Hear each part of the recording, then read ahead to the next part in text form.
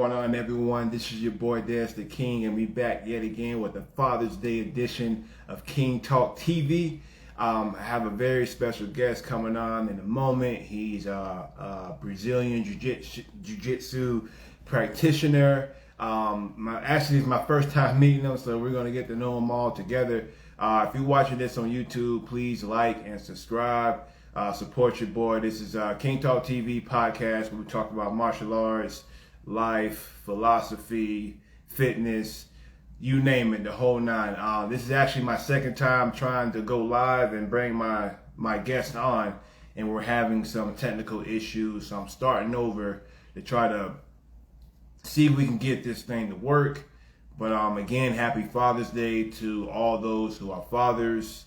And we appreciate you. My father did pass away a few years ago, but I know he's doing well, watching down on us now. So yeah, we're gonna try this again.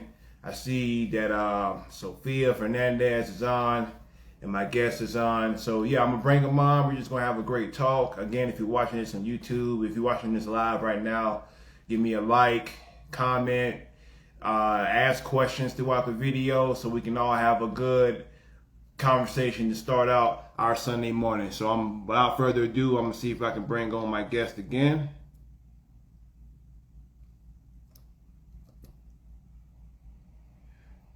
And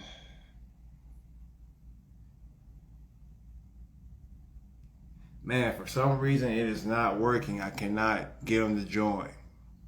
I don't know what's going on here with that. It's saying he's unable to join. Great. This is great stuff, y'all. I've been planning for this all week just to get to this moment, and I can't even bring my guest on, man. It freaking sucks. I'm trying to bring him on, and it's not working, y'all.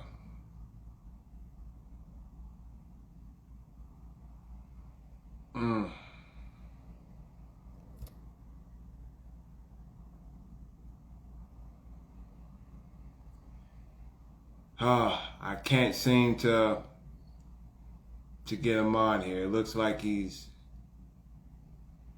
Yeah, I'm trying to send you an invite now, and it's just telling me that you're unable to join. I don't understand why. It's so weird, man. I'm going to go live, and I'm clicking go live with you, and it's saying mouth guard comic is unable to go live. Are you in a stable connection, bro? Like, are you on Wi-Fi? Are you using your regular signal?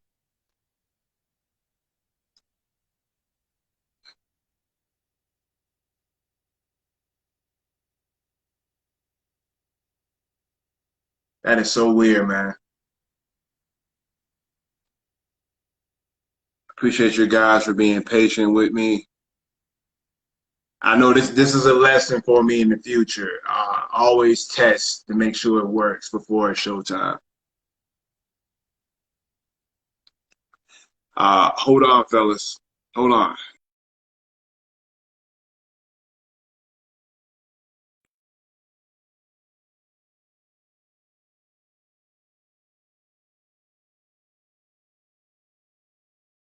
Bad. He tried to call me just now, just on regular video call, and for what I saw, it was like really, really choppy. So I think it's just a connection issue. I do see Fernandez. His request popped out. I see your request, Fernandez. Well, for some reason, his is not showing up, and it's really blowing me. Maybe you can't tell by my face, but it's really blowing me right now. But no,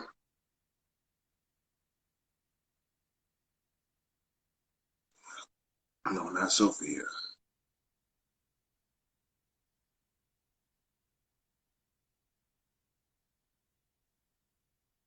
Yeah, just keep saying he's unable to go live with me. But it may be a connection issue. Not sure. Well, man, I don't want to waste too much of your time this morning. Maybe we just have to probably reschedule. I'm not exactly sure what's going on here, but let me see. All right, hold on. Okay, looks like we in there. Looks like we in there.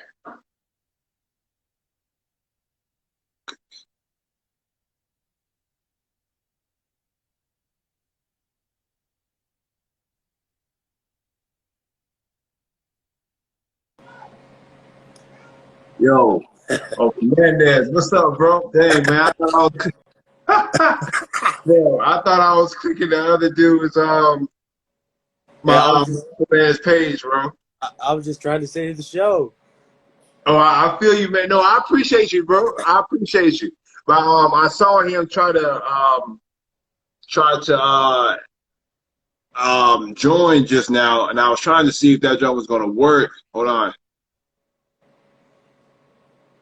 let me see, man. If anything, shoot, we all three of us could be on. Oh, But there he is.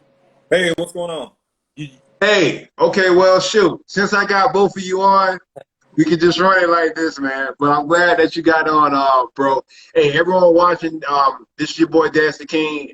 From unforeseen circumstances today, I actually have two guests, and we just gonna have to roll with the punches there. To my left is my man Fernandez, who was on last week. Fernandez, how you doing, bro? Happy Father's Day. Happy Father's Day to all the fathers. It's good to see you, my brother. And to my left, introduce yourself, bro. I don't even know your name. It's actually our first time speaking. All right, hey everyone, my name is Bakari, and I'm a purple belt down here with 10th Planet. And I just met Des the King. I don't even know your real name, man. I'm sorry.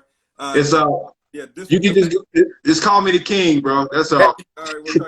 All right, so I met him probably 2 weeks. I ran into his channel and I checked it out. It was real interesting, and I had made some comments, and then we commented back and forth that way. So happy Father's Day to everyone, and happy to you. I think you said Fernanda. Yeah, Fernandez. Fernandez. Sorry about that, man. And you too, if you have a Yes, son. sir.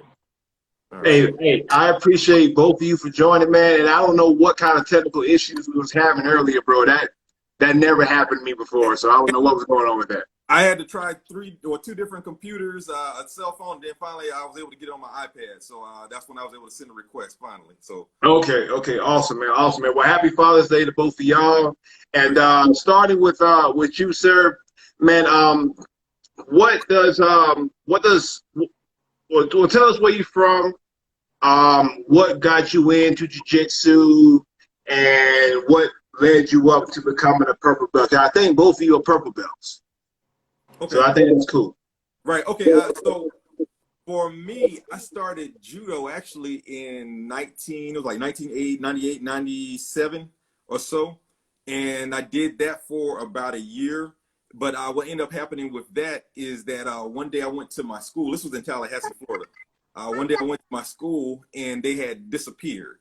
So my grappling career kind of came to a halt, and I didn't resume again until 2004. I became interested in capoeira, and I went to a school to go try it out. But when I sat down to go try it out, there were all these big guys in there, just wrestling around and everything.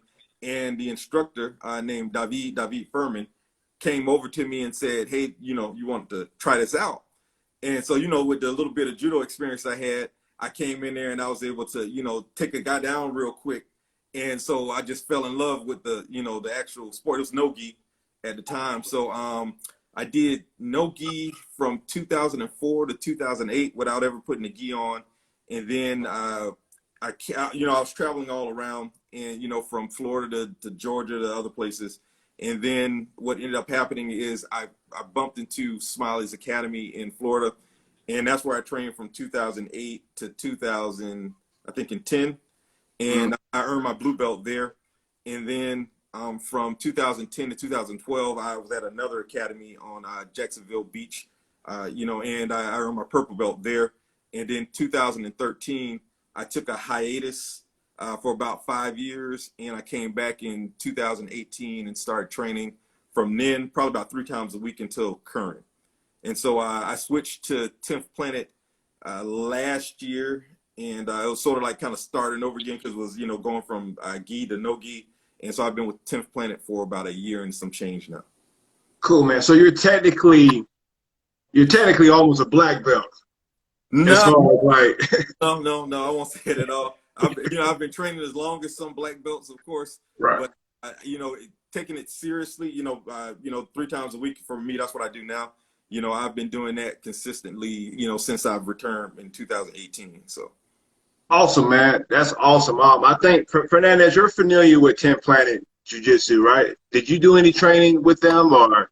I haven't. 10th Planet is I feel from what my understanding is a little different. They're more unorthodox training of jiu-jitsu, but it's definitely something that I've looked into. If you know anything about jiu-jitsu, you know 10th Planet Jiu-Jitsu, and they do some funky stuff, which is really fun stuff. Stuff that kind of blows your mind. You look at it and you're like, oh, snaps. This is different. So definitely, I've always been interested in Planet, and I think that here in Denver, there's a 10th Planet Jiu-Jitsu that I wanted to start looking into training, and just checking it out because it's different. The Jiu-Jitsu we do is I've always been a no gi type of guy, but all the gyms I've trained under have been it's gi jiu-jitsu. Everybody specializes in gi, and everybody knows that your gi jiu-jitsu and no gi jiu-jitsu, even though it's jiu-jitsu, it's two different forms of jiu-jitsu. It's crazy how different they are, but yeah, it's definitely something I'm looking into. Awesome, man. Awesome. Let me ask both of you a question, starting with you, sir. What is more convenient for you, the gi or no gi? Which one do you prefer? I prefer the no gi. I prefer no gi. And I'll tell you, just to be honest with you, I always wanted to do 10th Planet. So when 10th Planet, when they came to my city and I saw that they were going to set up close to me, I jumped at the chance to go train with them. But another reason why I wanted to switch to the gi, or excuse me, no gi, is because the grips. One of the things. Yeah, one of the things that I did notice was how rough it was, on the hands, and I started to, accumulate a lot of injuries. And if people go back and watch some of my old videos after class, all of my fingers, were taped up, and yeah, it was, so, and it's one of those things where you try to use universal grips and you say you're not going to go in to grab hard, but as soon as someone starts passing your guard or you get in a little bit of trouble, then you start, using your fingers again, and so. That was another reason why I wanted to switch a little bit. But 10th Planet was always something that I wanted to do. And as Fernandez mentioned, it's the funky style, the new things. That's something that drew me in as well. That's awesome, man. Fernandez, you seem like a gi guy. Honestly, I think because of the gyms I've trained at, it kind of just sticks with you. Because it's different. But I've always been a no gi guy. If you talk to any of my coaches, my no gi is kind of that's my thing. It's different. I felt like I felt like I always had an advantage with no gi, because when it came to gi, I was always getting stuck. There's always something to grab onto, and I would get stuck. But the no gi, it's literally just you're just focusing on your body, and all the nooks and crevices of the body, which I think, it makes it more interesting because, you don't have that gi to grab onto. But as long as I've been training gi, I've learned that that's kind of been my downfall is that, I I'm able to, you get stuck a lot with the gi. And then lately I've been working a lot of chokes with the gi and kind of, just different things. But I'm definitely a no gi guy. For sure. Right, right. I noticed in my novice short time doing jiu-jitsu, I noticed that with the grips, even now, I've only been doing it for maybe 2 years now, and I feel like my hands want to lock up sometimes. Is that kind of what happens? Is that a pre-sign of arthritis? I don't know. I'm not. I know you're not doctors, but I'm just asking. You're talking about locking up when you're actually doing it, or Well, like when sometimes when I make a even when I make a fist, sometimes it just feels kind of I don't know, kind of weird in my hands because I've been when I grip with the gi, I really make sure I grip. So I don't know if I'm doing it too hard or there's a certain technique, But 10th Planet, by the way, they specialize in no gi, if I'm not mistaken, right? Okay, okay. yeah, yeah, So yeah. you go Okay. ahead. Oh no, what I would always recommend to people is to use the universal grips, like where you're clamping on, where you don't have to actually grab the gi. And Finish the call. Yeah. really, it's a discipline thing and also an ego thing because, as I mentioned before, as soon as you start to lose or you're in a precarious spot, you want to grab the actual gi. But in the long run, it's best, if people just adopt those universal grips where you don't have to, actually grab onto the cloth, because Right.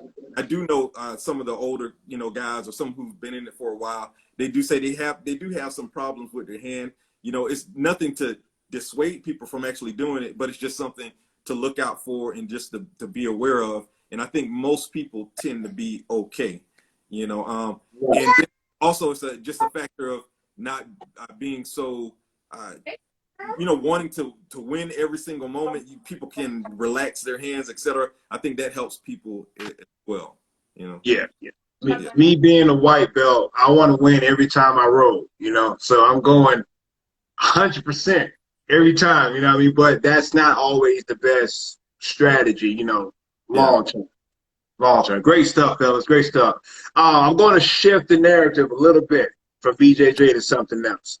And I want to talk about the meaning of life. I know that's kind of a broad subject, but I want to dive deep into that because one thing about jujitsu, for me at least, it kind of teaches me, and I think other people as well, how to get good at certain things is going to take time. You got to show up, you got to practice, you got to put the reps in, you got to put the work in. That's not just with jiu-jitsu, that's with everything. So starting with you, Fernandez, um, to put it as shortly as possible, what is the meaning of life to you?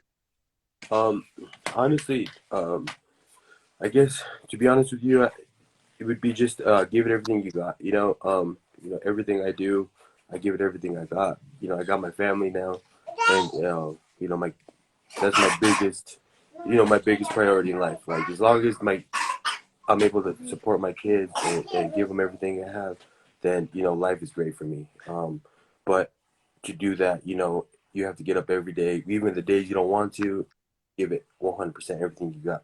Um, so and then smile with it, because if you're not having fun with life, I mean, then it just becomes very tedious. Everything just drags. So you just gotta enjoy the moments. I think that's the big thing with me being a dad is that like in the beginning, I remember when my kids are small, everything was like it was hard, super super hard. But then when we started focusing on the memories, like because now we look back at my kids and I'm like we see videos and stuff and I'm like, oh my god, I'm like you miss the moments, and so it's just like life, you can't let those moments pass. If you're doing something, enjoy it at that moment. If you're on vacation, enjoy it. Like now, we just got to Mexico. We're in Mexico now. It was a long drive, but it's just something different. I haven't been here since I was like 8 years old, and so I'm hoping to enjoy every moment here with my kids. You in Mexico right now. Yeah, we just got to Awesome. Mexico tonight. Cool, man. That is wonderful. Cool, man. How about you, man? What is the meaning of life? Yeah, yeah. Oh, and I just want Philosophize for us. I just want to also say I see Nick is watching. I want to say what's up to Nick because he's someone that I train with at the 10th Planet. So that's cool to see him. Okay. Yeah. Okay. But Shout out to Nick, man. Nick, follow us. I'd like to bring you on the show next time if you get time, Nick. But yeah, go ahead. yeah, but as Fernandez was saying too, also I believe that family is most important. Also, friends, your community. Those things are the things that matter most to me as far as life is concerned. Because without your family, you really don't have much. They're the ones that support you. They're the ones that they're in your time of need. And so that really is what I consider life to be about. And also pursuing your passions. You know, that is something that I've always been interested in, always trying to follow my own route, you know, in you know, trying to be a good human as well. But to break it down shortly, and that's what's most important to me is it's family. It's trying to be a good person and also trying to enjoy life while leaving a good legacy, you know, for people behind, something that people can see that you actually contributed to society. That's something that I think. Oh, Wonderful, man. Excellent. You said something about passions. Other than jiu-jitsu, what are you passionate about? man, I do a lot of different things. You know, one thing I like to do, you know, is bike riding. I like bike riding. You know, I do play tennis when I get the chance to play tennis. That's something that, you know, I've been doing a long time. My wife, I got her into it as well.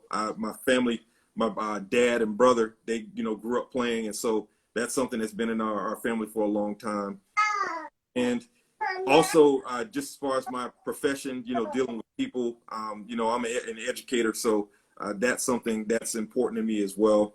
And so those are a few of my passions, you know, as far as I'm concerned. Cool, man. Cool. Fernandez, man, give me a passion. Other than jiu-jitsu, what is your passion, bro? Honestly, my kids. Since my kids are my world. You know, everything I do with them, or I do for them. And I try to just give them everything they want. You know, well, I don't want to give them what they want. You know, but they have what they need, and then I try to spoil them as much because you know I had a rough upbringing, and you know, so you know I think certain things in life you have mitigating factors, and then you remember those things, and then you know you kind of you know use those things to kind of you know dictate your life. So, for example, my kids, you know, they're my best friends. Literally, if I'm not working, they're with me. You know, if I'm at the gym, they're with me. If I'm doing something, even at work, I take my kids to work with me sometimes. You know, I try to I show them off for sure. You know, if you see my social media, my kids, I show them off. I love my kids more than anything in this world. That's awesome, man. That for your kids to be your passion, that's a cool answer, man. I really like that. I really like that. And I'm not gonna hold you guys too much longer. But sir, what is a major goal? We're halfway through 2021. This year is almost over already, which is crazy to me. If it's something that you can share, what is something that you're trying to accomplish with yourself personally that you can share before the end of the year is over with? Yeah, and please call me Bakari.